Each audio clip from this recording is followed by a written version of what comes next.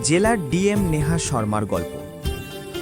জেলার সর্বোচ্চ কর্মকর্তা ডিএম নেহা শর্মা এক সকালে সাধারণ পোশাকে কোনো সরকারি রক্ষী ছাড়া বাজারে গেলেন সবজি কিনতে। তার মুখে ছিল সরলতা আর চলাফেরায় আত্মবিশ্বাস। কেউই বুঝতে পারেনি এই সাধারণ নারী আসলে জেলার ডিএম।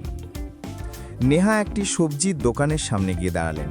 প্রায় ৩০ বছর বয়সী এক মহিলা সেখানে সবজি বিক্রি করছিল। নেহা হাসি মুখে দাম জিজ্ঞাসা করতেই একটি ছোট ছেলে দৌড়ে এসে মায়ের গলা জড়িয়ে ধরল। মা, আমাকে স্কুলে দিয়ে আসো না, অনেক দেরি হয়ে গেছে, স্যার বকবে। সবজিওয়ালি বলল, বাবা একটু অপেক্ষা কর, এই বোনকে আগে সবজি দিয়ে তারপর তোমাকে নিয়ে যাব। ছেলেটি জেদ ধরল, না মা, এখনই চলো। এই দৃশ্য দেখে নেহার মন নরম হয়ে গেল।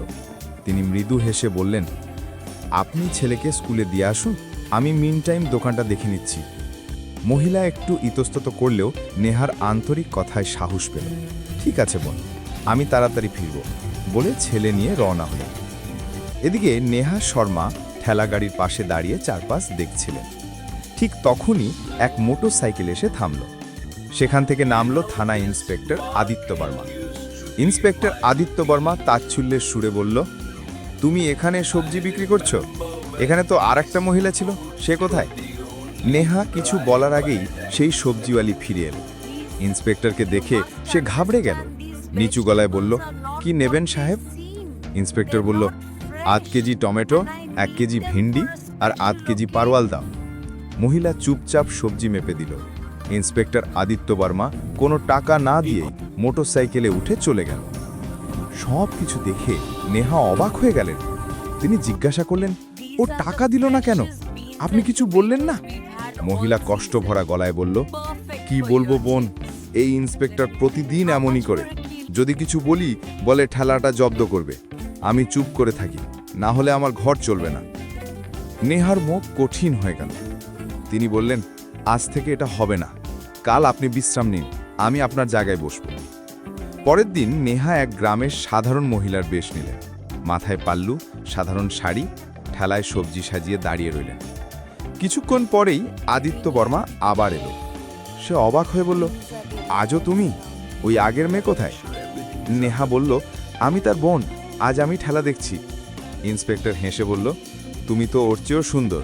তারপর অশ্লীলভাবে তাকিয়ে বলল, ১ কেজি টমেটো দাও, সাথে একটু ধনিয়া আর মরিচ। নেহা চুপচাপ সবজি মেপে দিলেন। ইন্সপেক্টর ঘুরে যেতে উদ্যত। নেহা কড়া গলায় বললেন, ১ মিনিট, এখনো টাকা দেননি? ইন্সপেক্টর গর্জে উঠল, কোন টাকা? আমি তো প্রতিদিন ফ্রি নিই, বেশি কথা বললে ঠিক হবে না। নেহা দৃঢ়ভাবে বললেন, আমরা খরচ করে সবজি আনি, ফ্রি দিতে পারবো না। রাগে ফুঁসতে ইন্সপেক্টর এক চড় মারল নেহার গালে। নেহা টলে গেলেও নিজেকে সামলে নিয়ে বললেন, আপনি একটা নারীকে মেরেছেন, এর ফল আপনাকে ভোগ করতে হবে।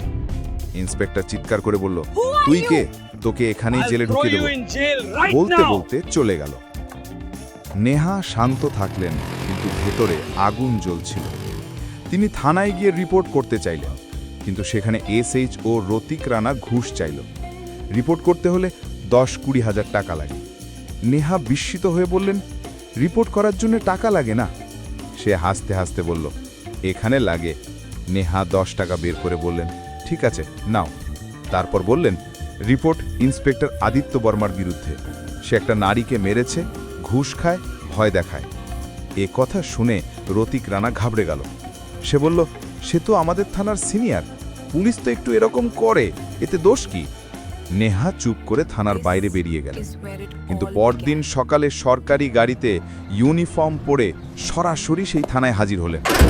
আজ তিনি আর সাধারণ নারী নন, জেলার ডিএম নেহা শর্মা। ইন্সপেক্টর আর এসএইচও দুজনেই তাকে দেখে হতবাক। নেহা বললেন, আমি এই জেলার ডিএম নেহা শর্মা। আমি এখন সব জানি, এই থানায় কিভাবে গরিবদের ভয় দেখিয়ে টাকা তোলা হয়। দুজনে কাঁপতে কাঁপতে ক্ষমা চাইল। নেহা দৃঢ় কণ্ঠে বললেন, আজ থেকেই তোমরা দুজনেই সাসপেন্ড, আইন তোমাদের বিচার করবে। তখন দুজনেই কান্নায় ভেঙে পড়ল। হাত জোর করে বলল, ম্যাডাম শেষ একটা সুযোগ দিন, আমরা বদলে যাব।